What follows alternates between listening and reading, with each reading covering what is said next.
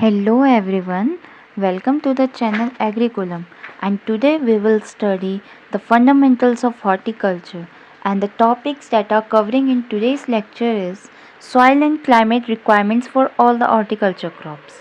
So let's start with the first slide, that is soil of horticulture crops. The coarse, medium and finely organic or inorganic mixed particles on the upper surface of the earth, which is helpful for plant growth, are called soil. That is जो भी आपका finally organic and inorganic mix particles होता है आपकी अर्थ की upper surface में, वो plant की ग्रोथ के लिए बहुत इंपॉर्टेंट होता है कि वो कंटेंट उसमें क्या मिला हुआ है, तो उस चीज़ को हम सॉइल बोलते हैं. Soil is a very crucial for all the horticulture crops as it provides mechanical support, nutrients and water for plant growth. Soil है जो वो हमारी मतलब एक तरीके से बहुत इम्पॉर्टेंट पार्ट है किसी भी क्रॉप के लिए. मैकेनिकल सपोर्ट, उसके न्यूट्रिएंट्स की सप्लाई के लिए through xylem and phloem and through water भी, मतलब एक तरीके से प्लांट ग्रोथ के लिए बहुत इम्पॉर्टेंट पाई जाती है. वाटर भी उसी के थ्रू, क्योंकि ट्रांसपोर्ट होता है डिफरेंट पार्ट्स में. अब सॉइल है जो वो रॉक्स की वेदरिंग से बनता है, जो आपके मिनरल्स कंटेन करता है, जैसे quartz, feldspar, micas, hornblende, calcite and gypsum. So calcite और जिप्सम आपका मेन है, जो इसमें मिनरल्स जो का कंटेंट है जो काफ़ी हाई पाया जाता है सॉइल के उस पे. लेकिन जैसे अगर हम आगे अब फिज़िकल प्रॉपर्टीज़ और केमिकल प्रॉपर्टीज़ देखेंगे तो उसमें हमें पता लगेगा कि कौन सा कंटेंट सॉइल में आपकी प्रेजेंट होता है जो कि क्रॉप्स के लिए बेनिफिशियल होता है. So the next slide is all about the properties of soil, that is physical properties and the chemical properties. अगर फिजिकल प्रॉपर्टीज़ ऑफ सॉइल की बात करें तो फिजिकल प्रॉपर्टीज़ में आता है आपका लाइक जैसे soil structure, soil aeration, water table, soil texture and soil temperature. Soil structure आपका वो होता है कि लाइक जैसे आपका जो भी यूनिफॉर्म फेवरेबल होता है वाटर पेनिट्रेशन के लिए, ठीक है. एक एरिएशन प्रोवाइड करता है स्ट्रक्चर. अगर स्ट्रक्चर थोड़ा प्रॉपर नहीं होगा तो उसमें क्या होगा, जो आपका वाटर सप्लाई होगा, सॉइल एरिएशन होगा, प्रॉपर ड्रेनेज नहीं हो पाएगा, तो ये सब चीज़ों में काफ़ी दिक्कत आ सकती है. एरिएशन की बात करें तो जो फ्रूट्स और वेजिटेबल है उनको वेल ड्रेन सॉइल चाहिए होती है कि ताकि उसमें पानी ना रुके, पानी उसमें ईज़िली ड्रेन हो जाए, क्योंकि वो ग्रोथ करती है एरोबिक ऑर्गेनिजम्स की ग्रोथ के लिए वो काफ़ी हेल्पफुल पाई जाती है. क्योंकि अब वाटर टेबल की बात करें तो जो आपकी अवेलेबिलिटी है वाटर की एक सर्टेन डेप्थ की तक होनी चाहिए, तो उसको वाटर टेबल बोला जाता है.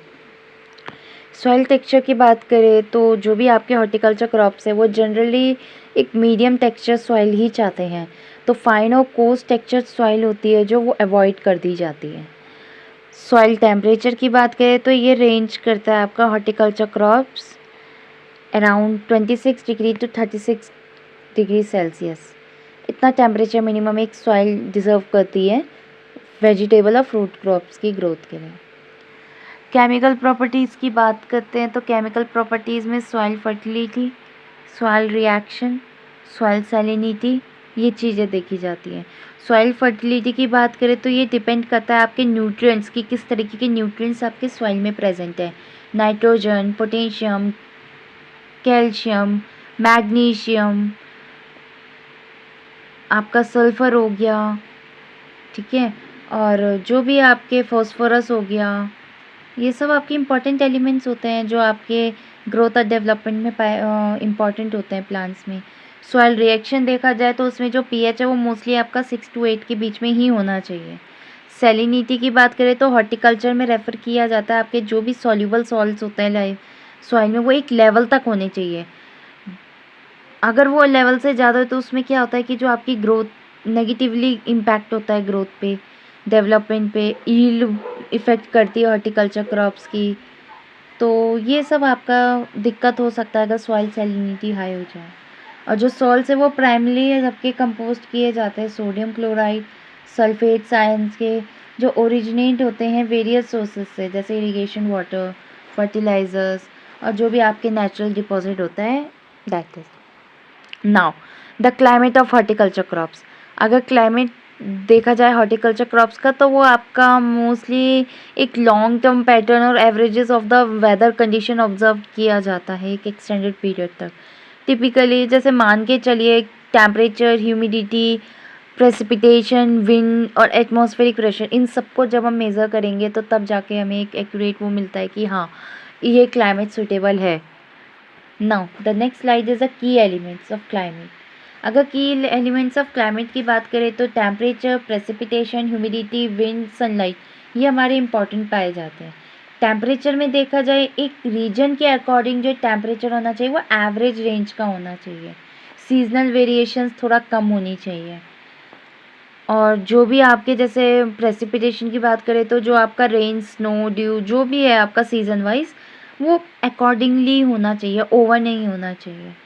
ह्यूमिडिटी की बात करें तो जो आपका एवरेज मॉइस्चर कंटेंट है वो एक एयर में ओवर टाइम नहीं होना चाहिए, लिमिटेड होना चाहिए।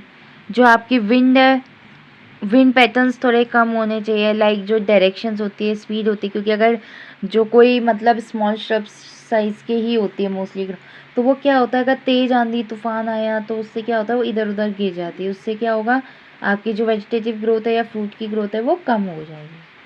तो and next is the sunlight. तो जो अमाउंट होती है सोलर रेडिएशन की वो एक लिमिटेड अमाउंट की ही होनी चाहिए। लाइक ऐसे नहीं कि किसी को अगर कम चाहिए तो वो ज़्यादा सनलाइट पड़ गई तो उससे वो उस पर इफेक्ट पड़ सकता है प्लांट और क्रॉप पे। Now the climate zones of horticulture crops. अगर क्लाइमेट जोन्स की बात करें तो टेम्परेट जोन, ट्रॉपिकल जोन, आपके सब ट्रॉपिकल जोन, एरिड जोन, ये 4 जोन हैं जो मेनली आपके पाए जाते हैं। Let's talk about the temperate zone. जो टेम्परेट जोन होता है वो आपका कोल्ड रीजन में जहाँ पर जो टेम्परेचर है वो बिलो फ्रीजिंग पॉइंट चला जाता है, ठीक है, विंटर्स के टाइम पे। और जो ये जोन्स हैं ये इंक्लूड करते हैं आपके apple, pear, walnut, almond, plum, peach, strawberry, cherry etcetera. Temperate zones होते हैं जो आपके जम्मू कश्मीर में, हिमाचल प्रदेश में, यूपी, अरुणाचल प्रदेश, कुल्लू वैली, जो सब कुछ पार्ट्स पाए जाते हैं आपके पंजाब में, एंड नीलगिरी हिल्स इन तमिलनाडु।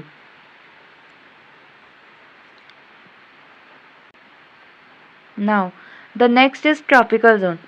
अगर ट्रॉपिकल जोन्स की बात करें तो जो आपके हॉट एंड ह्यूमिड क्लाइमेट्स होते हैं समर्स में और माइल्ड विंटर में, ठीक है, वहाँ यहाँ ये ट्रॉपिकल जोन्स होते हैं। It includes only evergreen plants, जो आपके मैंगो, सपोटा, पपाया, काजू, पाइनएप्पल, बनाना, ये सब आपके ट्रॉपिकल जोन्स में पाए जाते हैं। और जो ये स्टेट्स इसमें इन्वॉल्व होते हैं वो आपके वेस्ट बंगाल, केरला, कर्नाटका, तमिलनाडु, उड़ीसा, आंध्र प्रदेश, ये पाए जाते हैं। सब ट्रॉपिकल देखा जाए तो मोस्टली प्लेन्स में पाया जाता है जहाँ पर क्लाइमेट हॉट होता है, कंपेरेटिवली ड्राई होता है, ठीक है, और विंटर्स में लेस सेवरे होता है देन टेम्परेट जोन। और ये इंक्लूड करता है आपका citrus, phalsa, fig and pomegranate. Arid region की बात करें तो एरिड रीजन में जो रेन होती है वो बहुत ही लो होती है और जो उसका डिस्ट्रीब्यूशन होता है इरेटिक लीड करता है आपका लो प्लांट स्टैंड, दैट इज जो आपका प्लांट है उसको एक सपोर्ट नहीं मिल पाता और प्रोडक्टिविटी भी अच्छी नहीं हो पाती है। और इसमें मोस्टली होता है जो बेर और ऑनला, ये आपके बहुत एक्सपेंसिव भी होते हैं, तो ये फ्रूट्स इसमें आपके इन्वॉल्व होते हैं। Now the agroclimatic Jones in India. Agroclimatic Jones की बात करें तो वेस्टर्न हिमालयन जोन, जो कि आपका लद्दाख, पंजाब, जम्मू कश्मीर, हिमाचल प्रदेश, उत्तर प्रदेश, उत्तराखंड में पाए जाते हैं। और ये आपका कंसिस्ट करते हैं आपके हिली ब्राउन सॉइल, माउंटेनियस सॉइल, इस टाइप का। ईस्टर्न हिमालय जोन की बात करें तो असम, सिक्किम, वेस्ट बंगाल और जो भी आपके ईस्टर्न स्टेट्स होते हैं ये वहाँ पाए जाते हैं। ये रीजन वहाँ अवेलेबल होते हैं और जो भी ये रीजन होता है इसमें क्या होता है एक्चुअली हाई रेनफॉल पाई जाती है। गैग्नेटिव प्लेन जोन में पाया जाता है वो मोस्टली वेस्ट बंगाल और जो सॉइल है मोस्टली एलुवियल होती है। मिडल गैग्नेटिव प्लेन जोन देखा जाए तो बिहार और उत्तर प्रदेश, जहाँ पर 39% तक रेनफॉल और जो क्रॉप इंटेंसिटी होती है आपकी 142%। Upper Gangetic plain north region of UP पड़ता है और जो आपके वहाँ पर जो ट्यूबवेल और कैनाल के थ्रू इरिगेशन होता है, ग्राउंड वाटर भी इसमें इन्वॉल्व होता है। और ट्रांसगैग्नेटिक प्लेन जोन है जो आपका पंजाब, दिल्ली, हरियाणा ये सब जगह पाया जाएगा। हाईएस्ट जोन और इरिगेटेड एरिया होता है देखा जाए तो ट्रांसगैग्नेटिक वाला। नाउ जो central plateau and hill zone है वो आपका मध्य प्रदेश, हाँ sorry one is miss that eastern plateau में बात करें तो ईस्टर्न प्लेट्यू में आपका छोटा नागपुर प्लेट्यू, महाराष्ट्र, यूपी, उड़ीसा ये सब आपका पाया जाता है। एक मीडियम स्लोपी होता है, एंडुलेटिंग इरिगेशन टैंक्स होते हैं, तो ये सब आपके ईस्टर्न प्लेट्यू और हिल जोन में पाया जाता है। इसके अंदर देखें तो central plateau and hill zone, ठीक है, western plateau and hill zone. Central plateau में देखें तो Madhya Pradesh, Rajasthan, Uttar Pradesh. Western plateau and hill zone में देखें तो महाराष्ट्र, मध्य प्रदेश, जहाँ की rainfall 904 mm and forest area आपका 11%, इरिगेटेड एरिया आपका 12.4%। Southern plateau and hill zone की बात करें तो Tamil Nadu, Andhra Pradesh and Karnataka.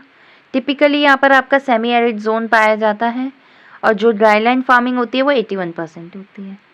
East coast plains and hill zone की बात करें तो Tamil Nadu, Andhra Pradesh and Orissa. Alluvial soil और सैंडी सॉइल आपकी पाई जाती है। वेस्ट कोस्ट प्लेन्स और हिल जोन की बात करें तो महाराष्ट्र, गोवा, कर्नाटका, तमिलनाडु। और जो वैरायटी ऑफ क्रॉप पैटर्न्स होते हैं वो आपके रेनफॉल और जो आपके सॉइल टाइप्स हैं वो आपके वहाँ पर अवेलेबल होते हैं। गुजरात प्लेन्स और हिल जोन की बात करें तो कम रेनफॉल होती है, एरिड जोन होता है, जो इरिगेशन है आपका 32% और वेल एंड ट्यूबवेल होता है। वहीं अगर वेस्टर्न ड्राई जोन की बात करें तो राजस्थान, हॉट सैंडी डेजर्ट, जो रेनफॉल होती है एराइटिक होती है, हाई इवेपोरेशन होता है। और जो आइलैंड जोन की बात करें तो आपका ईस्टर्न अंडमान निकोबार, वेस्टर्न लक्षद्वीप, ठीक है, और जो भी आपका टिपिकल इक्वेटोरियल रेनफॉल होती है आपकी वहाँ पर वो 3000 mm आपकी पाई जाती है। So that's all for today's lecture. Like, subscribe and comment for any doubt and stay connected. Thank you.